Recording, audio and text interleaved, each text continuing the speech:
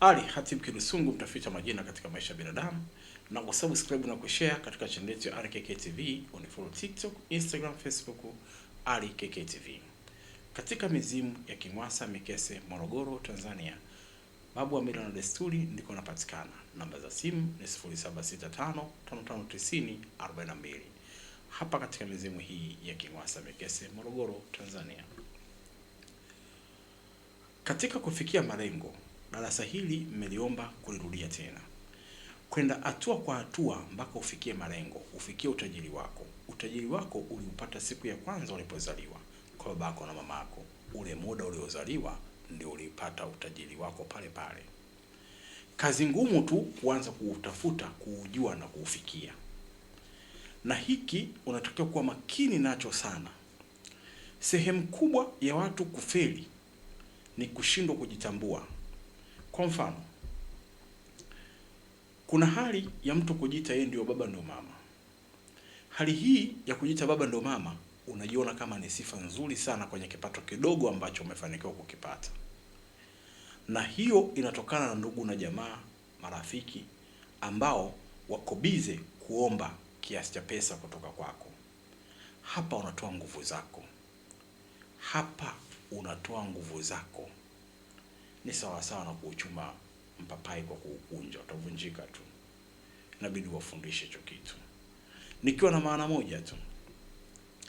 Mtu yoyote au ndugu yako nani, lakini anategemea wewe utampa. Kuna kesi ngumu sana katika mzunguko wa malaika. Hasa kabisa mtu anapotegemea kipato chako pasipokuwa na sababu ya msingi. Na ndio maana kwenye mapenzi mtu yoyote anapokutegemea nguvu yake utaivuna, haijalishi ni nzuri au ni mbaya. Sasa wewe katika kufikia malengo lazima uwe na ujasiri. Nimefundisha na mmetaka nirudie na warudia. Kwamba ujasiri ni kuwa na moyo mgumu zidi ya watu wako wa karibu. Katika kutoa lazima uwe na moyo mgumu sana. Na simaanishi ile pesa uliyoitoa kwamba umepungukiwa katika 100 umetoa 10,000, katika raki labda umetoa 10,000 useme baki 90 kwa umepunguza idadi. No, mimi sina maana hiyo. Ila na maana nguvu iliyomtuma yule mpaka aje kwako, aje kuchukua kipato chako, ile nguvu inayomkwamisha yeye, wewe utakuwa umeishiriki. Utakapokuwa umeishiriki ile nguvu, tegemea mambo yako yatakuwa ni magumu. Kuna mara nyingi mnawaona wazungu kama ni watu wa ajabu, watu wenye roho mbaya, lakini si wazungu tu. Chunguza watu wengi hasa wa rangi nyeupe tunaoishi nao. Utagundua wao kama wao yuko tayari kuja hata hapo kwenu, labda kwenye nyumba ya imani, akawapa msaada mkubwa, au kwenye kijiji akawapa msaada mkubwa, lakini hata mkipika chakula hata kukionja akionji. Ni kwa nini? Ni kwa sababu hataki kushiriki nguvu yenu. Hicho ndio kitu kikubwa tu cha kwanza.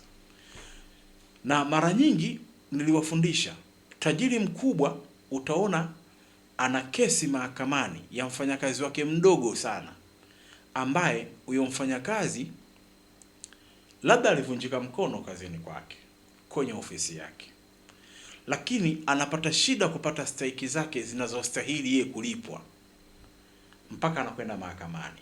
Lakini tajiri huyo huyo utasikia pengine huyu mtu anamdai pesa ambayo ikipigwa idadi labda milioni 10 au 20.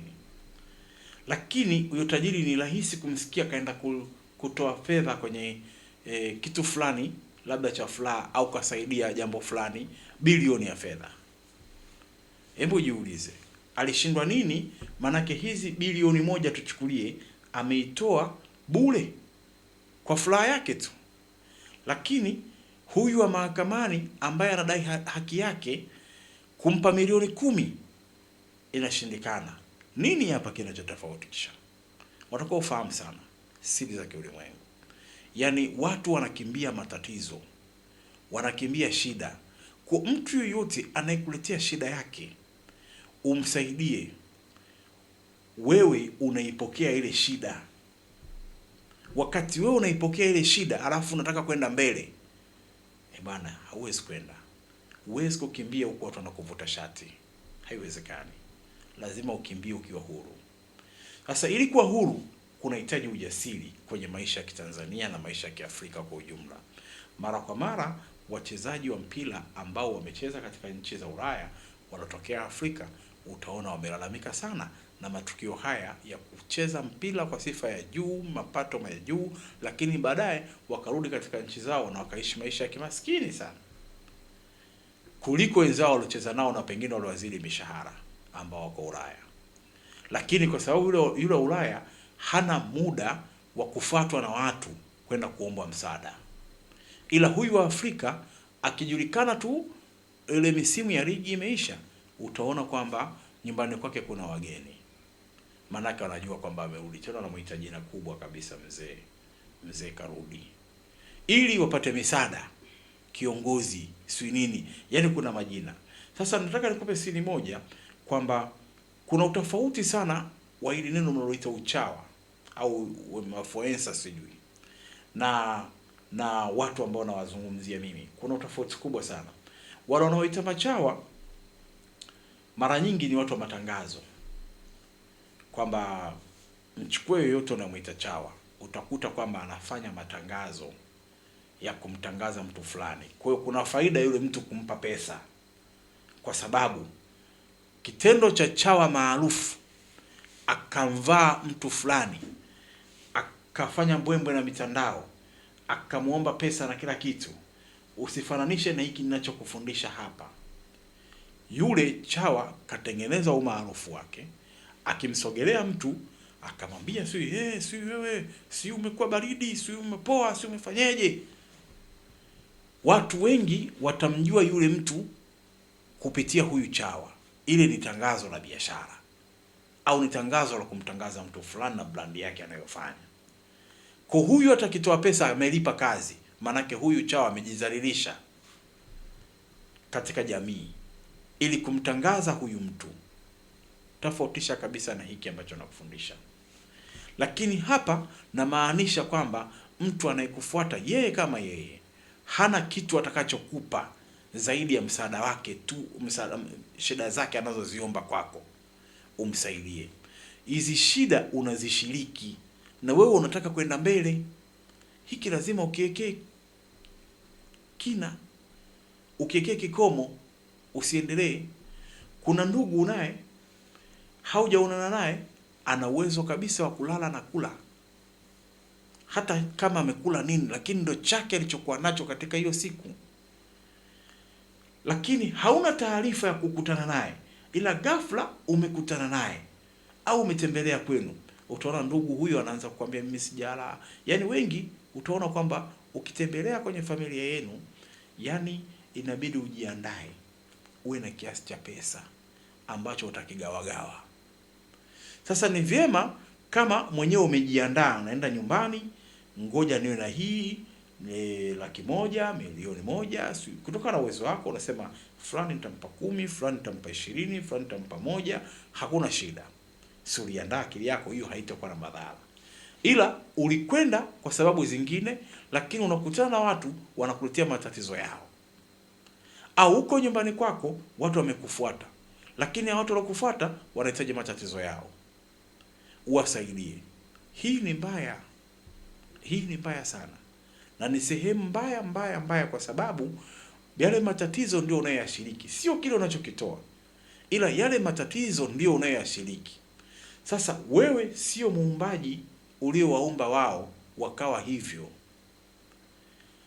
Muumbaji aliyewaumba ndio anajua yeye kwa nini wale watu wako vile. Hakuna sababu yoyote ya kutaka wewe utoe nguvu zako zidi yao. Ipo sababu ya kutoa nguvu zako wewe kwa ajili yao, kwa wewe kufurahia, kuwaona kwamba leo nataka nifurahi na wao, hiki nilichokivuna. Hiyo hakuna ushida. Lakini kitendo cha wao kukulazimisha, kuna mgonjwa hospitali unatafutwa wewe, wakati huyo mgonjwa hata utoe bilioni anaweza kufa pia. Sio pesa yako inaweza kwenda kumuokoa mgonjwa yuko hospitali, hapana. Na kama wewe unaamini ndugu zako hawana uwezo, basi walipie bima ili kuepuka hilo.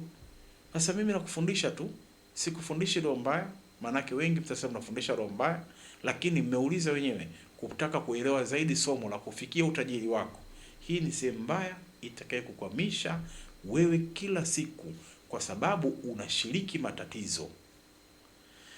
Jitahidi sana kuwa mtu wa kushiriki furaha kuliko kushiriki matatizo. Lakini tunao watu wa karibu ambao tuko nao mara kwa mara, tunafanya nao vitu mara kwa mara. Kwa nini unatega sikio lako kwao? Kutega sikio lako kwao, usikie wanasema nini katika njia unayotaka kwenda wewe. Hebu wachunguze, wamekutangulia njia? Na kama wamekutangulia njia, pia kuna sababu ya msingi ya wao kukuonyesha njia? Kama hakuna sababu ya msingi, hebu pita njia yako tu. Hata wewe ukiona umefika unakotaka kwenda, nao watataka kuipita hiyo njia, kwa sababu huwa kipato hakishibwi. Hakuna tajiri ambaye ameacha kufanya kazi. Hakuna tajiri alosema mimi nimeshatajirika nafunga miradi yangu yote ili wengine nao waweze kufanya biashara hiyo, ili na mimi hiki nilichokipata naweza kula mpaka nikafa. Hakuna tajiri wa hivyo. Kila tajiri anafanya kazi mpaka dakika ya mwisho anakufa. Sasa njia utakayofungua wewe nao watafuata. Leo hii wewe huwezi kubuni biashara usema tajiri walofanikiwa wakaiona hiyo biashara ina mafanikio eti wao hawatoifanya, na wao wataifanya tu. Lakini unapobuni kitu ambacho hakina maendeleo, hakuna tajiri atakayekifanya, kwa sababu watakuangalia, wataangalia na hakuna maendeleo yoyote, hawatafanya. Sasa akili yako ndio ina utajiri, nyota yako ndio ina utajiri, jina lako ndio lina utajiri. Unakofeli ni wewe kushindwa kujitambua na kusimama wewe kama wewe. Nenda kwa mtu yoyote kutaka kupata nguvu zake. Kila mtu unayekutana naye mbele, nimekwambia kuna mambo mawili, ima akutumie wewe au mtumie yeye. Sasa wahi kuwa wa kwanza wewe kumtumia yeye. Sio vibaya na yeye akakutumia, lakini uone kwamba unatumika wakati huo unamtumia. Kuna faida mbili, yani yeye anapata faida na unapata faida. Lakini vile vile katika madarasa yanayoendelea lazima uchunguze kwamba je, huyo mtu anastahili wewe kushirikiana naye? Huenda hastahili. Sasa kama hastahili, ujue kabisa unaangamia. Kwa lazima uchague watu. Nimalize kwa kukwambia kitu kimoja. Utakuwa na watu wako wa karibu ambao utafanya nao kazi ngumu kwenye mazingira magumu, watakusaidia ili wewe kufanikisha kazi zako zifanikiwe. Watu hao una haki ya kuwajali, una haki ya kuwalipa, una haki ya kuangalia maisha yao, manake muda wao wanaupoteza kwako. Sasa utakutana ndugu yako wa karibu anasema, huyu bwana hapendi watu, hapendi ndugu, anasaidia tu watu baki huko. Lakini sisi ona fulani yule fulani unaona anakula, si anavaa nini, maisha yake yote yanaendesha kwake, lakini sisi hatusaidii chochote. Sasa hawaangalii kazi anazofanya yule, hawaangalii muda anaipoteza yule, ila wao wanaona kama yule anapewa bure. Kumbe huenda hata uliwahi kuwapa nafasi ya wao kukaa katika hiyo nafasi ambayo anakaa huyo mtu au hao watu, lakini wao wanaona kwamba yule anapata bure. Kumbe hawaoni kazi anayofanya yule, humpi bure. Sasa wewe unatakiwa kuwa na akili nzuri ya kujua unachokifanya, na lazima ukubali lawama kwenye mafanikio ya aina yoyote yale. Kama unataka kufanikiwa na pasipo kupokea lawama, wewe si wa kufanikiwa. Ila kama unataka kufanikiwa kweli, lazima uwe mtu wa kupokea lawama. Na kina nani atakaye kulaumu? Unafikiri kuna mtu asiyekufahamu, hana ukaribu na wewe, atakulaumu? Atakaye kulaumu ni yule ambaye ana ukaribu na wewe, anakufahamu wewe, ana sababu zake za kujiona anahitaji kipato chako wewe. Huyo ndo atakaye kulaumu, manake anakosa kipato chako kwa uzembe wake, amekaa kukulaumu. Sasa hao watu wewe ukitaka kutaka usilaumiwe na wao, basi tegemea utashare zile nguvu zao. Maisha ambayo wao wanaishi, utakwenda kuyaishi yale maisha. Lakini ukitumia elimu hii, manake utakataa maisha wanayoishi wao. na ili ukatae maisha wanayoishi wao, maanake utakuwa mbali na wao, na utakapokuwa mbali na wao, maana yake kwamba hautowapa misaada. Hakuna mtu mvivu wa kazi au mtu ambaye anategemea kuomba alafu akakufuata akaomba akawa anapata alafu akawa mbali na wewe, lazima atakuwa jirani na wewe. Lakini kama kila akija ana hakika akija kuomba hawezi kupata, hawezi kuwa jirani na wewe. Na kama hawezi kuwa jirani na wewe, lazima kusemea maneno mabaya anapokuwa huko na wengine. Kwa kazi na kwa kwako, si unataka kufanikiwa? Kama unataka kufanikiwa, kubali kulaumiwa. Kubali watu wako wa karibu kusemea maneno mabaya, lakini wewe unasonga mbele. Wewe unajua unachokifanya. Kusonga mbele ni kazi. Yaani ndio maana kwenye mashindano ya riadha wote mnakimbia. Hakuna anayeshikwa mkono. Ukishikwa mkono maana yake huwezi kukimbia tena. Utadondoka, utapoteza uelekeo. Kwa mtu anayekuja kuomba, bwana simama kwanza naomba unisaidie, huyu anakudondosha au anakubadilishia njia au anakuacha wenzio wakupite. Na kwa kuwa yeye hawezi kukimbia, amekushika mkono, manake wote mnasimama, hamtaenda mbele. Sasa njia ipi ya kufanya wewe uende mbele? Ni kumkwepa yeye ili wewe ukimbie. Unamuona huyu huyu anataka kunishika huyu, unamkwepa. Ukimkwepa ndo unaenda mbele. Sasa usipokuwa na hizi akili hizi, utabakia pale pale, kwa sababu huna hizo akili za kusonga mbele. Kusonga mbele ni kazi, ndugu zangu, sio jambo rahisi. Kusonga mbele ni kazi. Kubali wakuite vyovyote, kubali ukusemee chochote, lakini wewe utazame mbele na usonge mbele. Na ili usonge mbele utakii kuwa mwoga. Walio wengi wanatumia ile kauli aliye juu mngoje chini. Kwa hiyo wewe unahisi kwamba wanakungojea chini. Lakini hata wewe kama ni tabia yako kuwaomba watu wakusaidie, ujue huwezi kwenda. Ila wewe amini kwamba mbele utakimbia mwenyewe, ukidondoka utainuka mwenyewe, ukisimama utaanza tena kuinua miguu wewe mwenyewe. Amini kufa na kupona ni kwako kama ulivyozaliwa siku moja. Ukiamini hiki utakwenda. Ila ukiwa unakimbia unasema hawa nimewaacha mbali hawa, nikidondoka hawatoniokota, basi inabidi usimame uwasubirie, au usimame urudi nyuma ukawe nao ili ukidondoka kuokote, manake ushaweka uoga tayari. Lakini kama hujaweka uoga utakimbia tu. Ni sawa sawa na mtu aliye ama nyumbani kwao akaenda mtaa mbali au wilaya mbali, mkoa mbali au nchi mbali. Huko endako kufa na kupona ni yeye. Lakini tuchukulie umeshatoka Tanzania umeenda nchi ya mbali, unasema siku nikurudi nyumbani kule ndugu zangu watashindwa kunipokea, wananiomba hela afu sijawapa, ngoja niwape ili nikirudi wanipokee, maana sijui nitarudi vipi. Umeshakubali kurudi chini. Lakini ukisema hapana, huku niliko nimekuja kwa ajili ya jambo hili, nitimize lengo hili, na sihitaji nguvu ya mtu yote inifuate hapa ikaniharibia. Manake ndugu zako ni wale unaoishi nao kule. Huko uliko hao ndo ndugu zako, manake ukifa wao ndo watashughulika na wewe huko uliko. Yaani utaki kujali chochote. Ukirudi huku sasa, watakaye kupokea hao pia ni ndugu zako, manake wamekupokea. Kwa kuwa wale walokupokea utashirikiana nao. Nao unatakiwa kuwa chuja katika elimu ambazo tunazitoa, ujue uadui na urafiki. Lazima uendelee na hicho kitu. Ujue yupi ndugu yupi adui. Sasa sio umetoka huko, umerudi, umepokelewa, huyu ana shida ya 200, huyu ana shida ya 500, huyu ana shida ya 100, huyu 50, ukazigawa. Manake kwanza utashiriki nguvu zao. Wakati umeshiriki nguvu zao lakini ushapunguza kipato chako, alafu tena utaanza kuchangamana na akili zao. Na walio wengi wanafeli. Wanasafiri kwenye hizo nchi mbalimbali, lakini wakirudi hawana mawazo ya kutenda. Wanataka kuwasikiliza wale watu wa karibu. Bwana sasa hapa ndo nimerudi ndugu yangu, sasa si nifanye nini hapa? Watakupa mawazo yao, ambayo hayo mawazo yao yangekuwa na maana ungewakuta wao na maendeleo. Lakini ni vyema urudi ukawaambia ndugu zako nimerudi, lakini nilikotoka huko ndugu zangu ni kugumu asezi. Urudi. Sina kitu. Huku wewe mwenyewe kichwa chako kina search kutokana na mazingira haya. Niangalie fursa gani hapa itakaye niingizia kipato.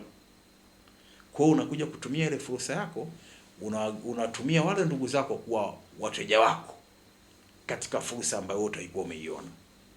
Wakikuuliza wewe, kuna tajiri huko kanisaidia. Manake siku zote usipende sifa. Acha wenyewe wakusifie. Lakini usitaki wewe yani usitafute sifa kwa watu. Kwa mimi nimalize hiki kwa kuambia kwamba unataka kufanikiwa, na sitachoka kwa sababu mnahoji. Kadri mtakavyohoji nitaendelea kuongeza kingine na kingine. Na niwaambie tu, acha tumalize kitabu hiki cha kwanza, lakini kitabu kitakachofuatia kitakuwa kitabu kitakachohusiana na masuala ya namba na utajiri na herufi, ambacho kitawapeni pawa kubwa sana katika kufikia utajiri. Ujue sifa ya namba. Manake namba hamuijui vizuri. Mnaweza kusoma saa, unaweza kuhesabu namba, lakini hujijui wewe ni namba ngapi. Na kama hujijui wewe namba ngapi, unashindwa kuitumia namba yako. Darasa hili silitoi mtandaoni, nitalitoa kwenye kitabu. Ukiona nafundisha darasa hilo, kitabu chake kitakuwa tayari cha kufahamu namba yako ni ipi, inafanya kazi ipi.